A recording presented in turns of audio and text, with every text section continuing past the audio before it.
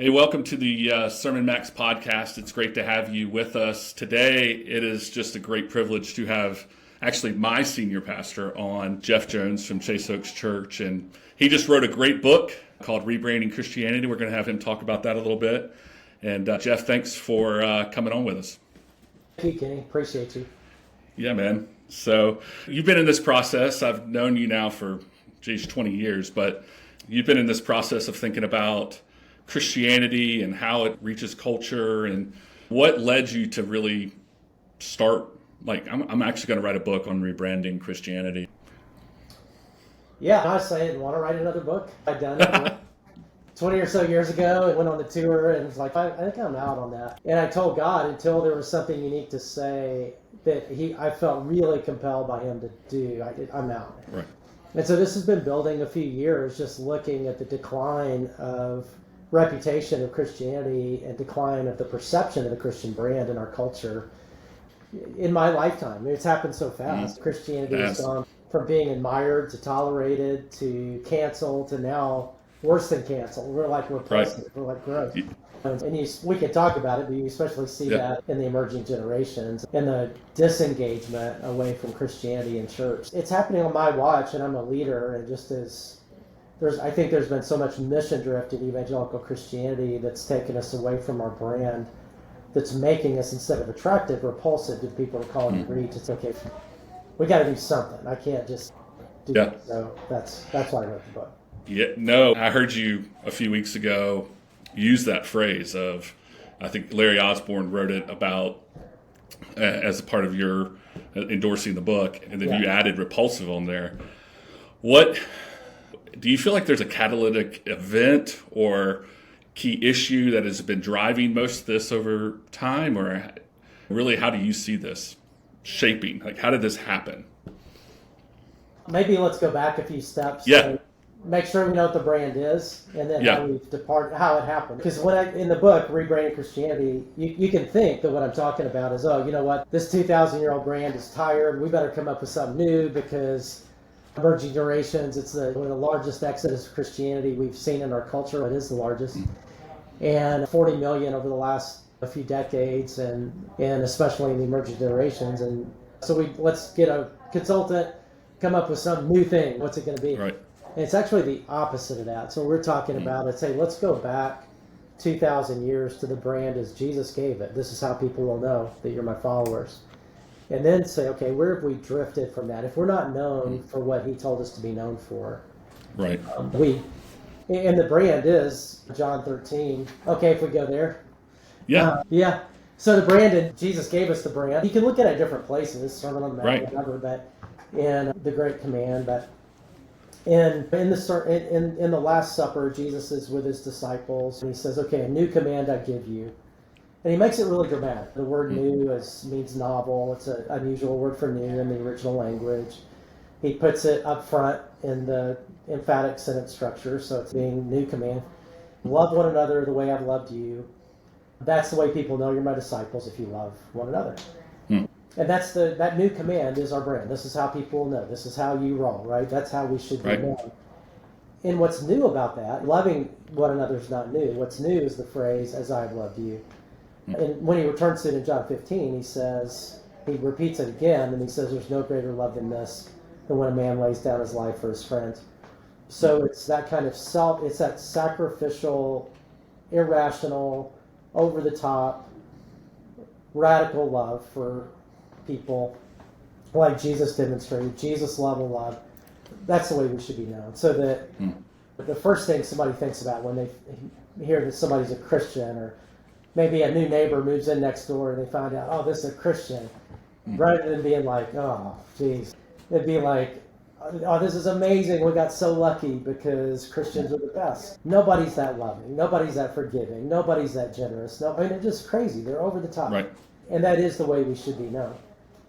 But when you look at polling data and what non-Christians think about Christians, it's not that. In fact, if you ever want to get depressed, let's say you're having a good day and you want to bring it down a little bit, Kenny, or whoever's listening, all you got to do is Google Gen Z and Christianity. or Gen Z in church, right? And it's not good. Only 37% of Gen Z believe Christianity is a positive force for good in the world, which means 63% believe we're a negative force for good, which is the same number who claim to be Christian. So essentially, Gen Zs who claim to be Christian think it's positive. Everybody else in that generation sees it as negative. And you can guess the words that are used when they're asked: judgmental, hypocritical, mean, hateful. Essentially the opposite of love is how they're known. And so then, you have to go and say, okay, how did American Christianity become known for the opposite of what we're to be known for? And that's where leaders like me have to be really honest to say, well, I can blame media and I can blame Hollywood because, I don't expect them to be overly positive. Like when I'm watching a movie or TV show and I see a pastor come on as a character, I know it's not going to be good. It's not going to be a wonderful, loving, honest, authentic person, right? It's going to be a metaphor. That's right. Some kind of judgmental hypocrite or whatever, right? And and so that's going to happen. But like the HBO, I think, has a series out right now called The Righteous Gemstones, and it's not a great portrayal of pastors. It's not beautiful, no. And so on that, a lot of times people will say, "Oh, we're victims, right? We're of an unfair culture. We're actually pretty awesome, but we're victimized by it." But I don't think Jesus gives us that out. He gives us this is how you'll be known. So if we're not, it's on us. It's not everybody else. Not their fault, and it's on us. Because really, if you think about it, if Christians really were known for what we're to be known for, that when people saw those movies or saw those TV shows or saw those series on HBO, they'd be like, "Oh, that's stupid. Christians aren't like that." Have you ever met a pastor? They're amazing. Have you ever met as opposed to, "Oh yeah, So I think it's in the book you mentioned if you're on an airplane, the last question you want to ask is, "What do you do?" And you're like, "I don't really that question. That's how do I answer it?" I always want to lie and not say pastor. In fact, I did a sabbatical where I was skiing a lot on this sabbatical. Did you roll out professional skier? I'm a professional skier. I'm that good. I did. So So what I started doing was when I was on a ski lift, just as an experiment, that I would tell the truth one time, and the next time I rode, I would lie. Now Rahab was commended for faithful lying. So, I would say I'm a pastor on one. The other one, I had some involvement with my dad's company. My dad died. We were selling a company at the time. And so I could legitimately say I'm involved in a small aerospace company. Right. So one of those, when I did the pastor thing, just shuts down the conversation completely, right? The other one, when I did it, it was amazing. Like I got lunch invitations, people inviting me to ski with them, people inviting me, "Hey, let's do drinks after ski," all that. And so absolutely, a definite, stigma. Yeah. So a lot of people, I think, would be nervous when you hear someone talking about Christianity and the brand concept put on it. It's a marketing thing. What do you mean when you say we want to talk about rebranding or the concept of brand? What do you mean by that? And with brand, a lot of times it has a stigma too, like pastor, right? So we tend to think of it as some kind of slick marketing campaign or some mattress salesman or whatever, right? That gets on TV and that does happen, right? But branding is actually a very neutral concept, right? It's just a brand is just how you're known, both internally and externally. And every organization has a brand, whether they're intentional about it or not. Every person has a brand. I've known you for a long time.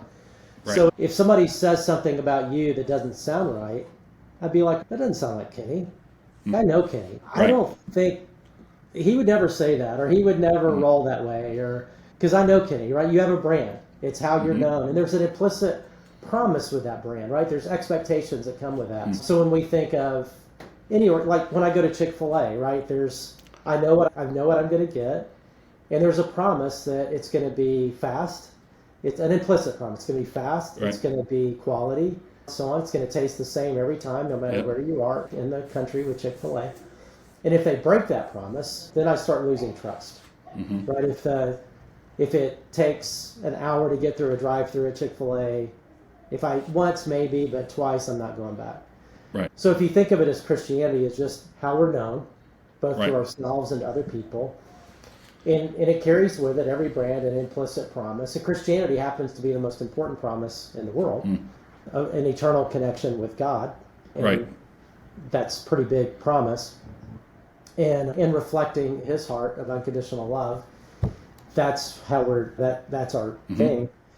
Yeah, so brand is just that. And so when Jesus says this is how people will know you're my disciples, he could have just as easily said, guys, here's your brand. This is how you're going to be known. This is how you roll. Yeah. So some brands over the time have really suffered because they've had bad marketing or get bad press or because of things outside of their control. And then other brands suffer because it has a bad product, right? At the end of the day, it's just, where do you think contemporary Christianity fits on that spectrum? Yeah. Does that make sense? Yeah, I think we have a product problem. I know there are people contributing to misperception, but I believe that the only healthy way to see it as a leader is to realize, hey, it's my responsibility, and it's a product problem. Not that Jesus is the product problem. It's Christians are the product problem, right? We're not representing the way he's asked us to represent.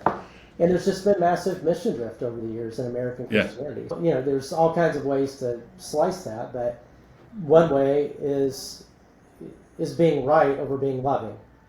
Jesus didn't say, this is how people know you're my disciples, if you're more right than everybody else, and let them know it. Right.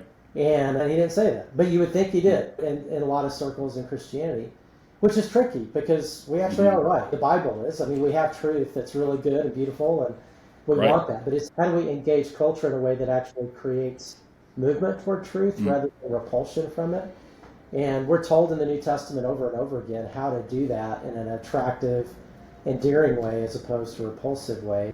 When you look at what has happened in American Christianity, part of that is mission drift is politicizing Christianity, and where you choose a side and you demonize the other. And it really depends on which part of the country you're in. If you're in the Northwest or Northeast, it's progressive. Where we live in Dallas, it's going to be conservative. And you can't imagine how anybody would ever be anything different and call themselves a Christian. And so part of it is politicizing Christianity and then entering into culture wars, trying to create a Christian nation or legislate our morality, and which is counterproductive. Turns out when you enter into culture wars, the people that you're warring against, that you're actually called to reach, they're not the enemy, but you make them the enemy. And I mean, that's such a big word to use, right? Is war. We use it in churches today. It's like we're feeling like there's a cultural war. It sure doesn't feel like we're trying to love and reach these people very effectively, if that's the case. Yeah, because the people that disagree with us are not the enemy. We do have an enemy. And we are in a war, but Satan is the enemy. It's spiritual warfare, and the people that we disagree with, or that are on the other side of issues or whatever, they really are not the enemy, right? They're the people that we're called to reach. And so how do we engage culture, posture ourselves to culture in a way that creates not a sense of push, but a sense of pull, that creates suction, that creates curiosity. And the New Testament talks about that all the time. Let your conversation be gracious and attractive, so you'll have the appropriate response for everyone, Colossians 4. Just take that one passage, and there's a lot of them. I could read just how we engage culture in a way that makes the gospel attractive and so on. The New Testament talks a lot about truth, but it also talks a lot about our tone and how we engage culture and how we engage issues and how we represent truth and how we represent Jesus in a way that is endearing and attractive rather than repulsive and off-putting. Go ahead. Yeah, one of the questions we ask when we work with a senior pastor, whether it's around shorts or writing blogs or all those type things, is how do they like to lead? What do they want their congregation to feel? What's that tone that they're trying to set? And I'm amazed how many haven't thought through the process of what are they trying to make their congregation feel. They know what they want to say, but often they don't know how they want to make them feel. And those are two different experiences for people very often. And I would think that's true when it comes to our brand. Earlier, you used the phrase, it's important, like we may be right, but we've created a bad brand despite being right. And I think I don't think we would think that would be the case. If we're just right, then we'll have a great brand, despite the fact that we may not help people feel good at the end of the day. But I think it's just that tone, the feeling is just as important as being right. It is, yeah. And that's why the New Testament talks so much about it. Because I can say the same thing with a different tone, right? Like with my dog, Right. I have a little dog named Chewy. And I can say to Chewy, come here. And he knows he's in trouble, right? So he's not going to come. He's going to go hide, Right. Whatever. Yeah. But if I say the same words, Chewy, come here, he's going to come. He thinks he's getting a treat. He's saying a very different tone changes the meaning. And so Jesus came full of grace, full of truth. We know that. But the order, John 1, but the order is important. He always led with grace. And then grace moves people toward truth. It's not that grace throws away truth. That's not loving, to throw away truth. But love presents truth in the best possible way to accept it, so that acceptance precedes agreement, not the other way around. And that's one of the things people feel from us when we try to lead with truth. We're right, you're wrong, we're going to legislate our morality, like being a Christian Taliban, and try to, the way we create culture in a force way, a culture war way, rather than an endearing engagement way. It produces predictable backlash, and that is a big part of what's happening. One thing that pops in my head is that, I don't know the passage off the top of my head, but somewhere in there it talks. I know that Jesus talks like, you may not be liked, that you may be hated. I think it's your family may reject you, and there's conversation of not everybody's perceive you full of grace and truth. Is there a time in which we should be, quote, hated, or how does that work in the midst of this discussion? Yeah, that's a great tension, because Jesus said, if the world hates you, remember it hated me first. The world would love you if you were one of its own, but you're not. And he does warn us as his followers that, hey, we're not always going to be loved, and we may be very well persecuted, like he was. And so there is a tension, right? So which is it? Are we going to be persecuted, or are we going to be admired? And because we're told to do both. We're told to live in a way where people are ashamed that they ever had anything bad to say about us, or to relate in a way that makes the gospel attractive, that pulls people towards. So which is it? And so I think it's both, and that there's some. So I love the way Peter talks about it to the Roman Christians who were facing persecution. Because he says, hey, look, if you're being persecuted, if you're hated for the wrong reason, that's on you. Right. Just make sure you're not hated for the wrong reason. But if you're hated for the right reason, meaning you're living the brand you're doing, and you're still hated, then you know what? Glory in that. Don't let that bother you, he says, because you'll be rewarded for that. So I've got to ask, in our case, hey, if we're being hated for the right reasons, okay, that's fine. Right. Yeah. Because the goal isn't to be loved or hated. The goal is to represent the brand authentically. And if we represent the brand authentically, chances are it's much more likely, right, that people will be pulled toward it. It'll be more irresistible than repulsive. But let's just make sure it's for the right reasons. And I think we've been repulsive for the wrong reasons and not the right reasons. And yeah. When you think about with that concept of grace, you say we lead with grace and then we speak truth. And I may have gotten that wrong how you phrased it, but when is the time to speak truth in your mind? Yes. One, when you're invited. Right. Okay. It's important. Yeah. We have a mutual friend who want to hear it.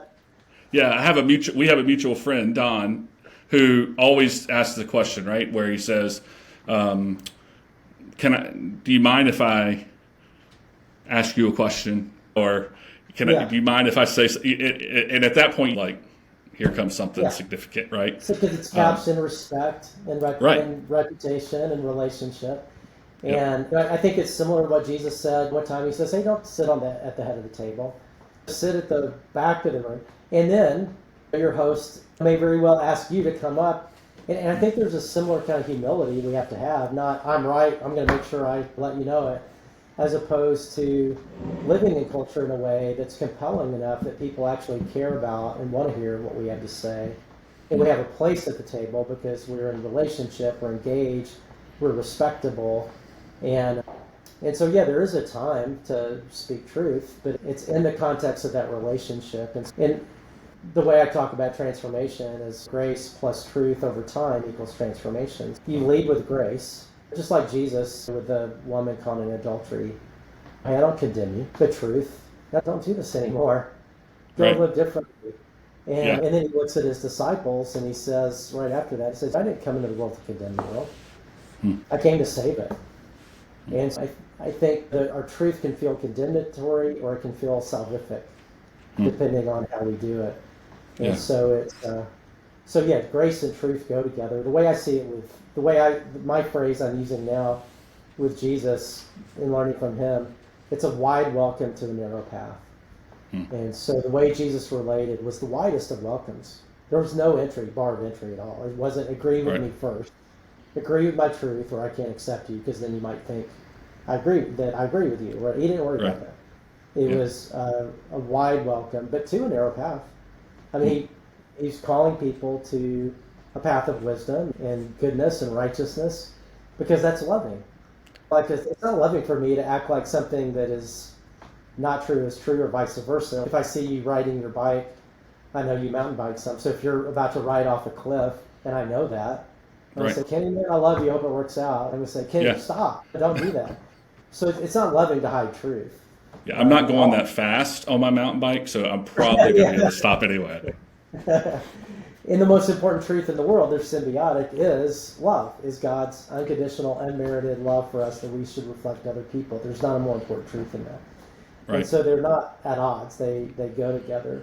But I do believe grace precedes truth, and over time that leads to transformation. Yeah. And it does take time. Yeah. I'm going to switch gears slightly here. Your co-author, or one of the authors with you, is Mike Hogan. You've had a relationship with Mike for 20 years or so. And as we know, just so the audience knows, Mike has been in multiple fields of brand and marketing, and is just a genius at all those type things. When you think back about Mike, because I think sometimes in church world we get nervous around marketing and brand, and Mike has been part of your executive team for years now. What has he brought, just that perspective, what impact has that had on Chase Oaks and the church you lead? Yeah, so on our executive team, our leadership team, one of the things from the beginning, I'm so glad I did it. I don't know how the idea happened, but it happened. That I wanted what I call an outsider-insider on the team. And what I meant by that is somebody who's insider enough that they understand our vision and believe in it and are involved in it. But they're an outsider, that they're not paid by us. I'm not their boss. And who could come in from a different perspective. In his case, it's a business perspective and the discipline that comes from that. In running a large organization, he ran marketing at Frito-Lay. And as an outsider insider, even though he respected us, he didn't have a lot invested in how we do things. So he didn't mind saying, I don't understand why you think that way, or he wouldn't say, hey, we used to do it that way, or that's because he has none of that.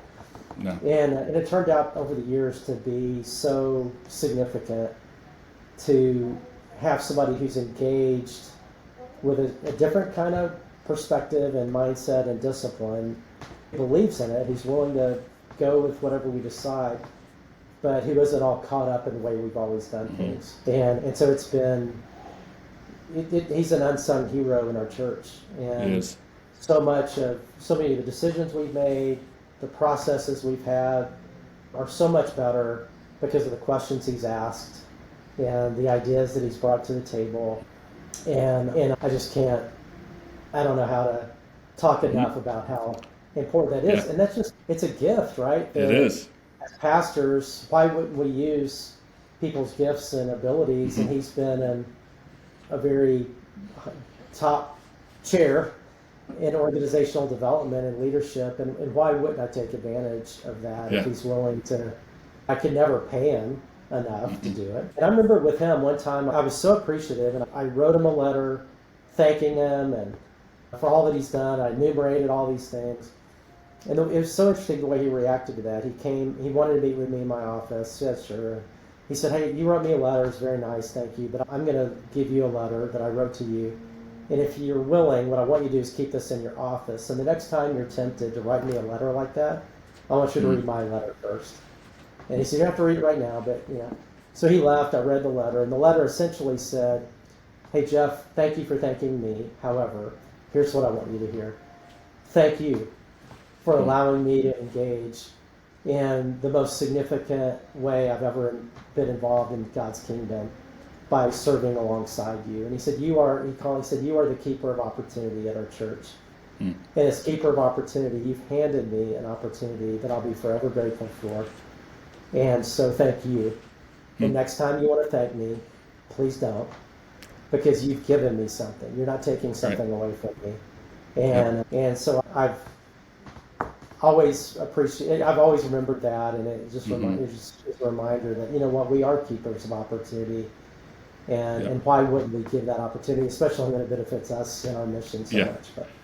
And when I was on your team, meeting with Mike was one of those things you never forget. He's just a wise, humble leader.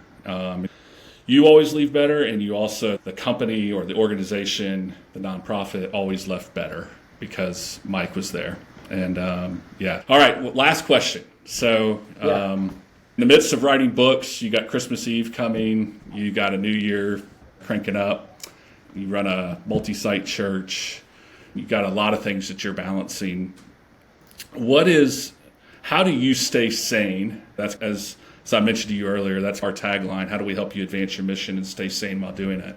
How do you stay sane in the midst of the chaotic life or the craziness of life that you can have? I'll give a little commercial to a guest you're about to have, Bruce Miller, who wrote a book about rhythms, because that was really helpful for me. But to think about how there are rhythms of life. And right now I am in an intense rhythm, an intense season.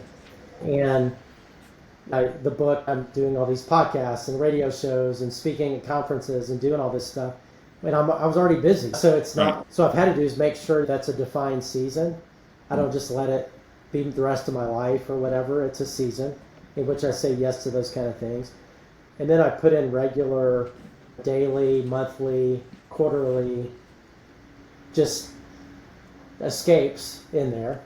Yeah. And we have family, and that we have a use of a place in Colorado. So if you looked at my calendar, it's just there to go do that. I do that without apology, right. Because it's the only way I can stay sane and fresh to do what I do. Right. And there are times that I try to pay attention to that even during the week. That if I feel myself overly extended, then I'll pressure test my schedule even more, looking at the days ahead, saying, do I really have to be in that meeting? Right. Or even, do I really have to speak that weekend?